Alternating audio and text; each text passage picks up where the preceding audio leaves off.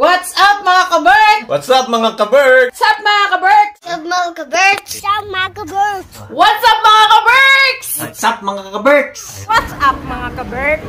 What's up mga kaberks? What's up mga kaberks? What's up mga kaberks?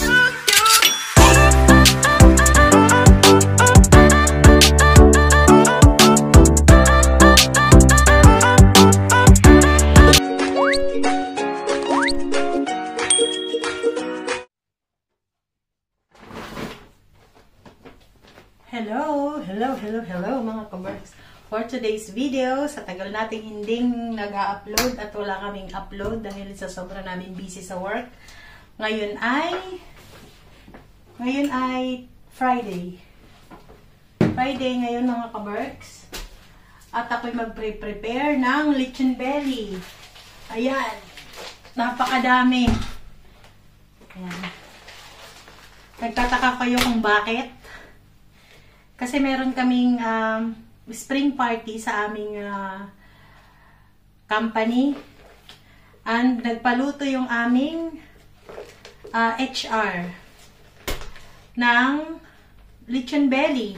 So meron tayo ditong 4 na slab to mga kaberks. Magkatakip to. Almost mahigit 12 kilos to. Yan. 4 na slab. 2 to. And then, 2 din to. So, i-prepare ko na siya ngayon. Ngayon ay Friday. Bukas to gagamitin. Kasi para ma-marinate siya ng magdamag. And then, iluluto ko to bukas ng mga 4 AM. Dala-dalawang salang lang kasi yung aking ang aming oven ay pang 2 salang lang na magkatabi. At saka matagal iluto. So, itong 4 na to, siguro maluluto ko to ng mga 11 to 12 hours. Mga ganon. Kasi bawat isa, kapag isa lang ang niluto ko, pag isang peraso lang, 3 to 4 hours ang isang peraso. Pero dahil dalawa-dalawa to, yung init ng oven, so kailangan matagal. So, yan. Prepare ko to. So, meron tayo ditong ito, yung belly. Sibuyas. Kailangan natin ng maraming sibuyas. Yan. Kasi yan ang pampasarap sa ano. At saka yan. Bawang. Maraming bawang. At napakaraming yan. Isang ganito. Isang piraso na bawat isa. So, yung meron tayong onion powder, garlic powder, and pepper. At saka, yan, onion leeks, at marami ring lemongrass. Meron din ako ditong lemongrass powder. So, yun. Imamarinate ko na to at ito ay ire-ref hanggang bukas ng umaga. So, ang una kong gagawin mga kaberks ay paghalo-haluin muna itong mga powder na to. Ayan. Paghalo-haluin ko siya.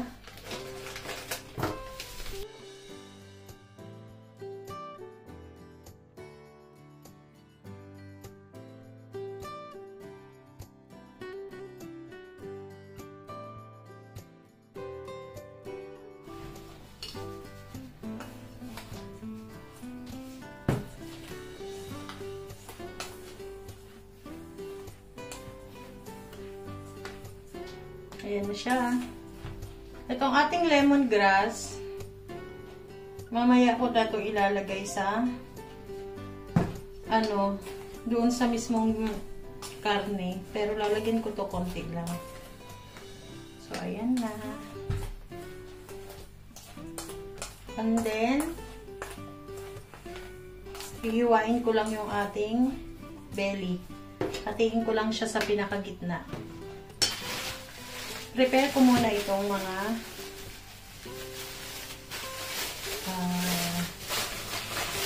ito. lemongrass, sibuyas, bawang.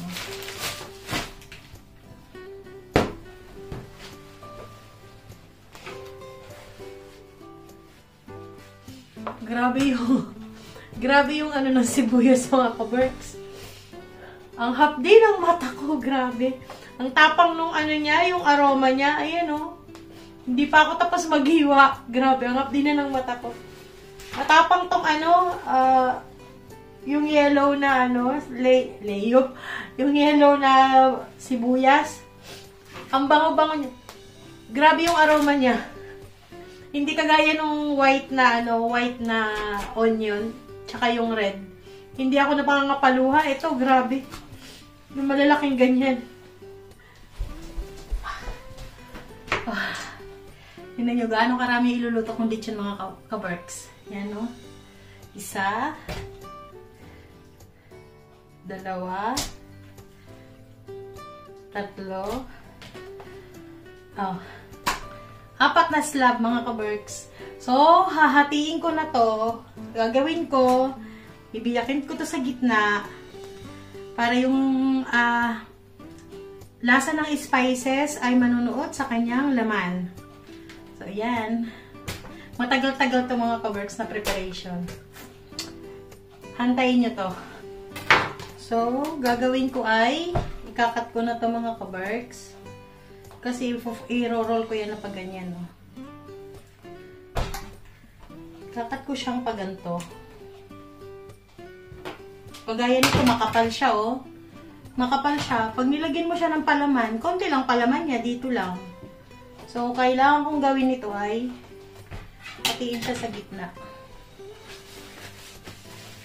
Napat dry ko na to, mga kaberks. Pinunasan ko muna kasi kailangan hindi siya basa.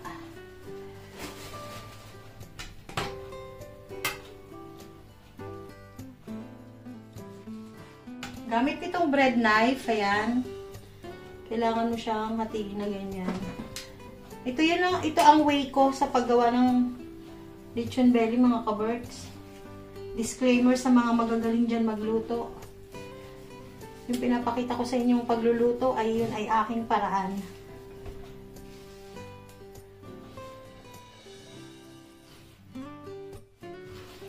Kasi meron akong mga natitikman na lechon belly. Matabang yung laman niya, yung bandang gitna ng laman. Kumbaga hindi sumisiksik yung ano niya, yung mga spices.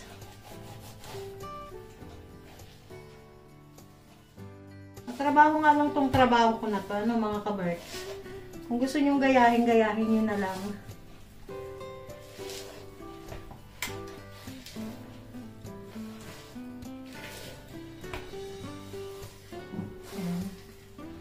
Kailangan matalim yung kutsilyo nyo.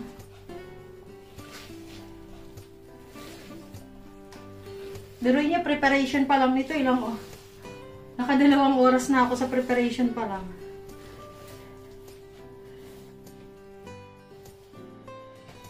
Napangaiyak-iyak ako dun sa sibuyas.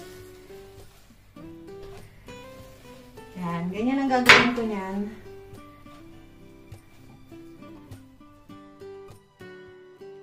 Tapos i-roll ko. Yung pagluluto nito, mga kaberks, depende sa laki ng ano eh, ng isasalang mo eh. Kung malaki, mas makapa. Pag malaki, mas matagal iluto. Pero kung katamtaman lang yung laki.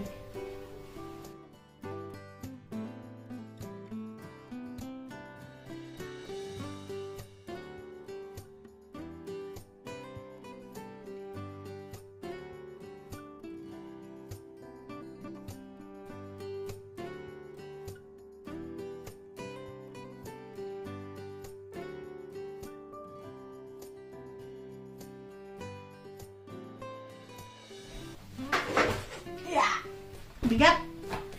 So, next ay lalagyan ko na to ng oil, mga kaberks. Yan. Meron tayo ditong olive oil. Lalagyan ko ng oil yung loob niya. Para hindi siya maging dry.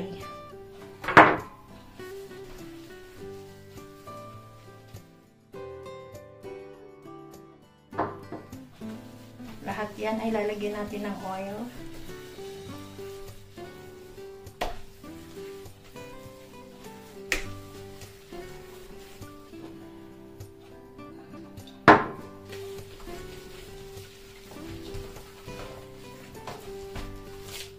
Then, lagyan natin ng asin.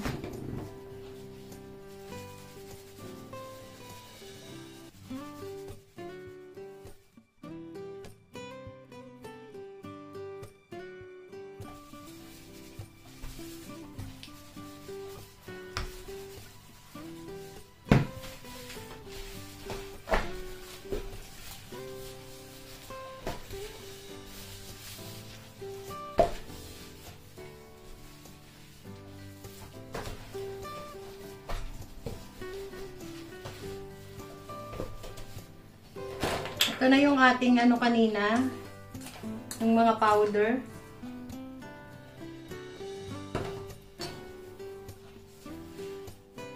Kailangan marami tayong ilagay na powder.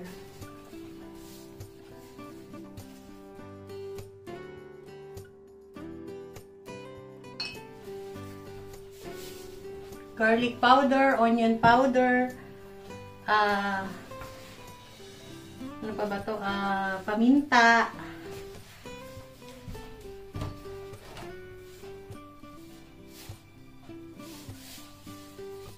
At saka lemongrass.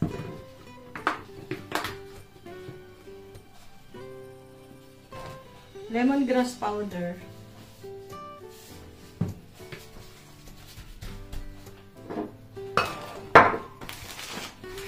Bawang.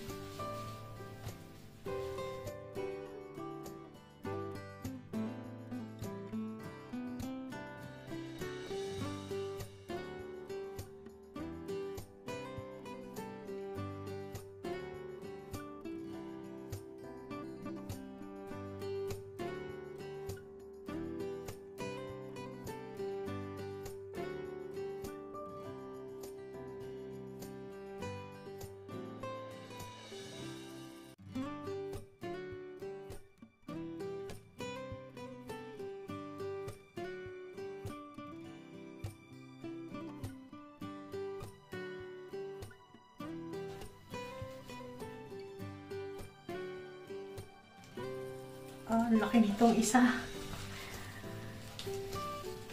Matagal lutuin tong isa. Ang laki-laki eh.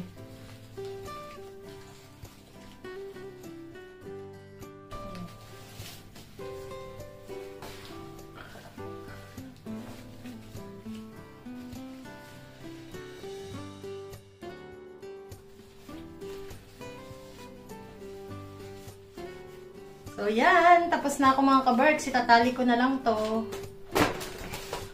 Yan. Salang na natin mga ka-Berks. Yan. So, ayan na yung ating lechon mga ka-Berks. Ayan. Medyo nasunog to. Pero hindi siya sunog. Medyo lang.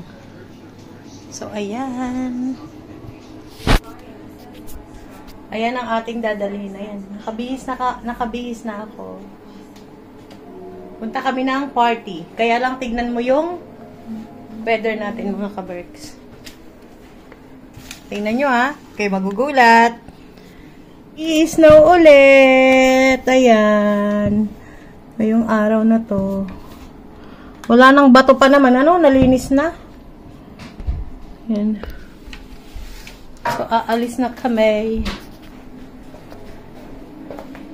Aalis na kami. Nabibihis na si Kero. So, kita-kit sa party mga ka-Berks. Meanwhile,